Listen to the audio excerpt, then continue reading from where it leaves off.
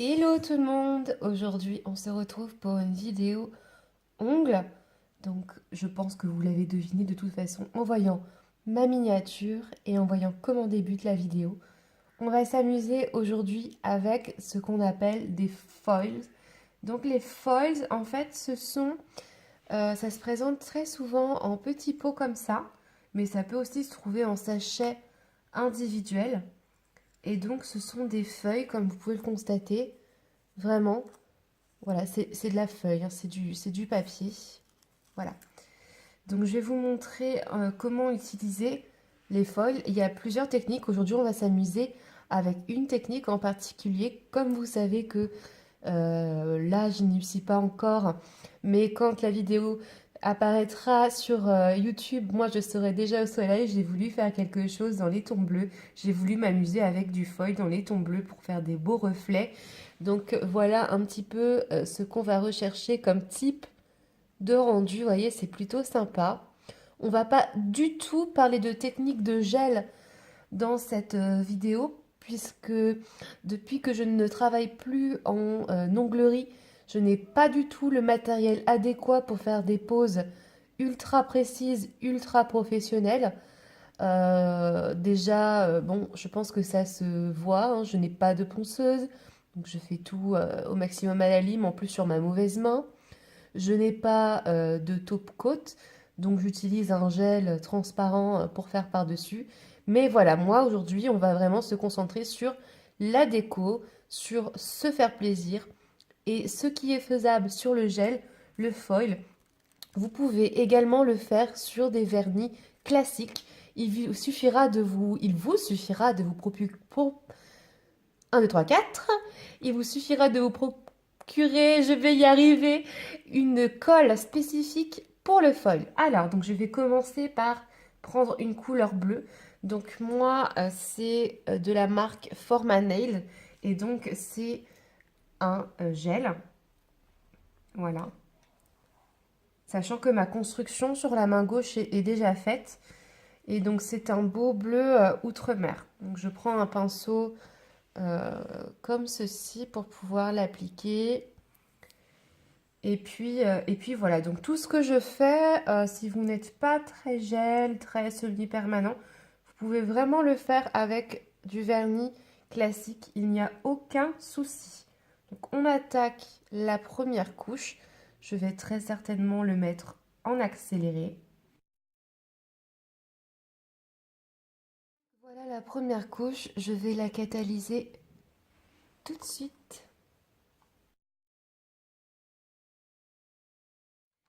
Et voilà, la première couche est sèche, donc comme vous pouvez le voir, c'est bleu, mais c'est pas encore le résultat escompté. Donc, comme pour un vernis classique, on va venir poser une deuxième couche. Comme ma machine est assez petite, je vais commencer d'abord par le pouce. Donc là, je peux mettre une couche beaucoup plus épaisse, il n'y a pas de souci. Le tout étant d'avoir la coloration que je désire.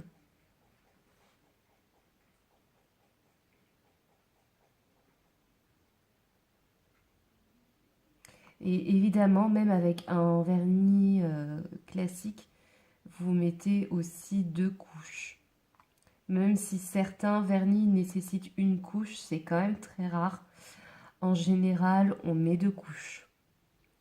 D'ailleurs, je sais bien hein, qu'à la maison, quand vous avez un vernis très couvrant, vous en mettez qu'une couche. Et quand vous venez à l'institut et qu'on a également un vernis très couvrant, et qu'on vous dit, mais non, celui-ci ne nécessite qu'une seule couche, vous êtes un petit peu sceptique. Ben oui, oui, c'est vrai, en général, on met 2 couches. Donc vous, à la maison, c'est pareil, vous faites pareil.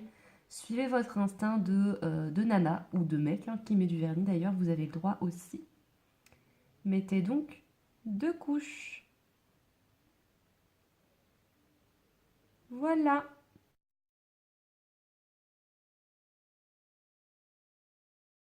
Et on remet à sécher.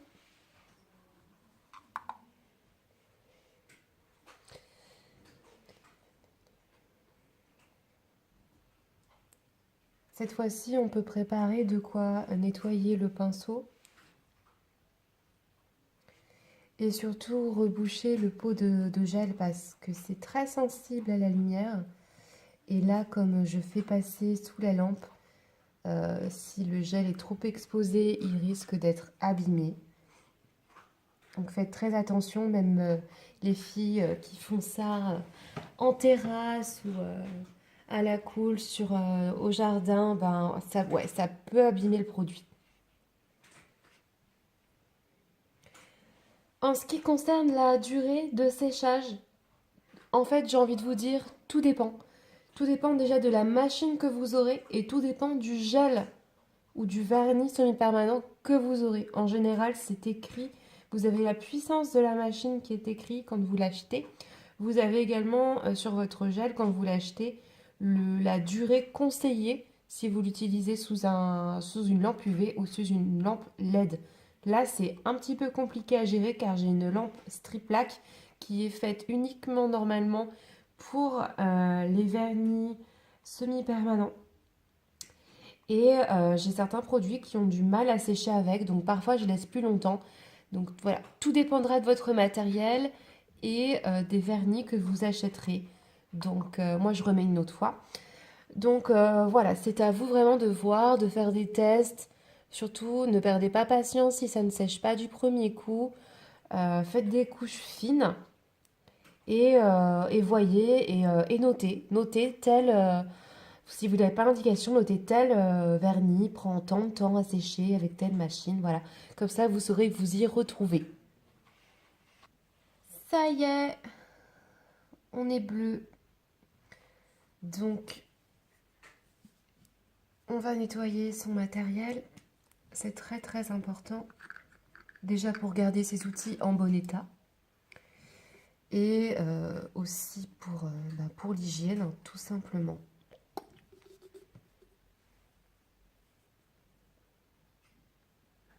Donc j'ai pris du dissolvant, tout ce qui est plus basique.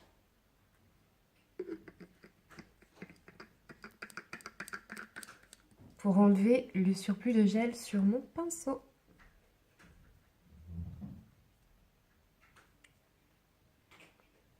Et je presse bien. Voilà.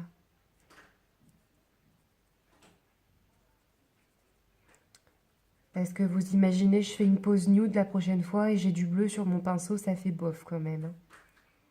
On est d'accord. Donc maintenant, on arrive au moment où je préfère, c'est-à-dire au moment où on passe de cette couleur à cet effet. Donc on prend le foil. Il y a plusieurs façons de l'utiliser. Moi, j'en ai besoin que d'un petit bout. On peut faire un ongle entier de cette couleur-là, ce qui peut être super sympa aussi. Mais moi, c'est pas du tout ce que je recherche. Donc si mes ciseaux veulent bien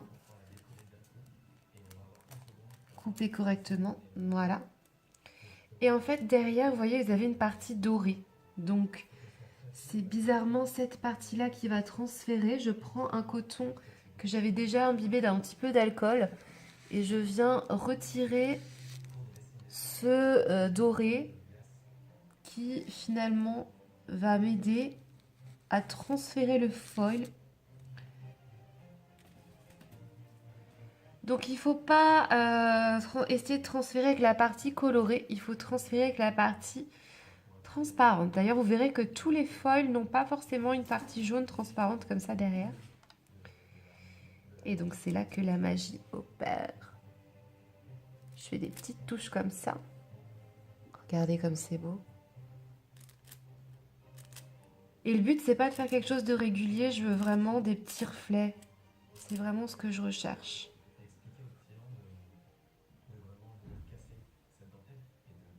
Voilà. Et du coup, ça me fait des trous. Donc on va faire tous les doigts comme ça.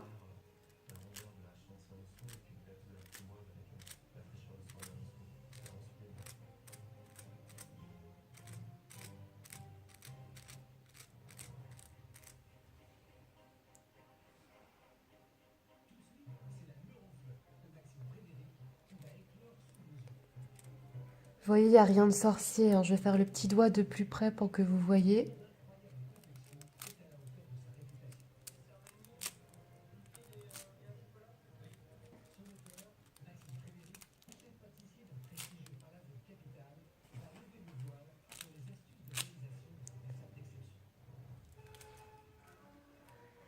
Et après, je vais essayer d'ajuster là où j'en veux un peu plus. Ici sur le côté. Ici.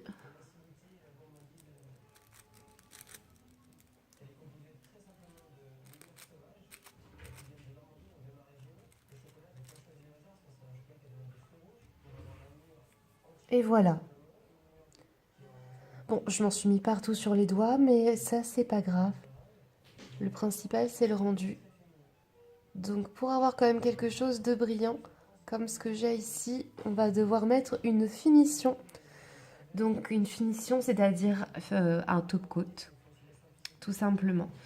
Donc, un top coat pour les vernis classiques, un top coat pour les vernis semi-permanents, un top coat pour les vernis gel, ça existe pour toutes les sortes de vernis. Moi, je suis la seule au monde, je pense, à ne pas en avoir sous la main. Donc, c'est ce que je vous disais tout à l'heure, ne faites surtout pas comme moi, je prends un gel.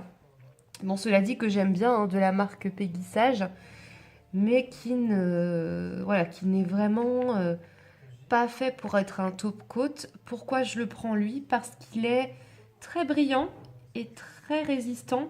Donc, comme je ne sais pas trop ce qui m'attend pendant mes vacances, je préfère prévoir et avoir quelque chose, une protection solide pour mon motif. Tout simplement parce que c'est dommage de s'appliquer à faire des choses et que ça ne tienne pas. Donc c'est parti. Et vous, vous appliquez bien entendu un top coat. Ne faites pas comme moi. Donc là, on va être prêt à catalyser une seconde fois. Je voulais simplement préciser, avant de poser ma feuille de foil, je n'ai pas dégraissé mon ongle. Vous savez, quand on utilise du semi-permanent ou du gel, il y a des produits qui laissent un résidu gras et je l'ai laissé pour permettre au foil d'adhérer plus facilement. Si vous utilisez un vernis classique, bien sûr, vous n'aurez pas de gras, le vernis va sécher, point barre. Il faudra juste attendre parfaitement le temps de séchage. Et c'est pour ça qu'il vous faudra une colle spéciale pour ceux qui utilisent le vernis classique. Hop, et voilà les gars. Donc, je suis plutôt contente. J'ai enfin mes mains qui sont prêtes pour les vacances. Je vais quand même prendre mon cleaner préféré. Donc, pour celles qui ne savent pas, un cleaner, c'est un produit qui permet de retirer les couches grasses après le vernis semi-permanent ou après le gel. C'est très important. Non pas que sinon le vernis s'en va.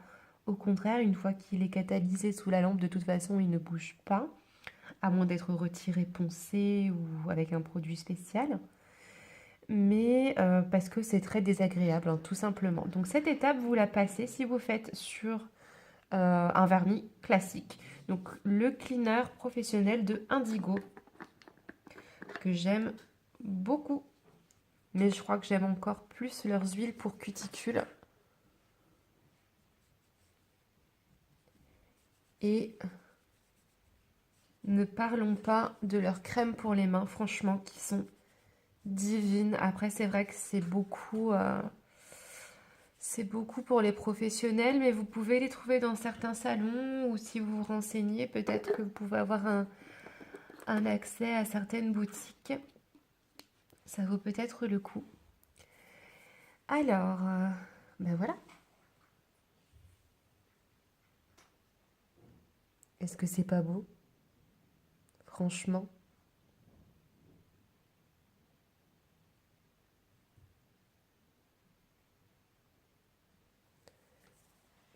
Est-ce que ça ne vaut pas le coup, ces petites choses? Honnêtement, vous en trouverez de toutes les couleurs. Vous en trouverez avec déjà des motifs dessus. C'est ultra simple à utiliser. Moi, je dis franchement pour des nail art très simples, pour des personnes qui n'ont pas envie de se prendre la tête, mais qui ont quand même envie d'avoir de jolis ongles. Ça fait des effets super sympas.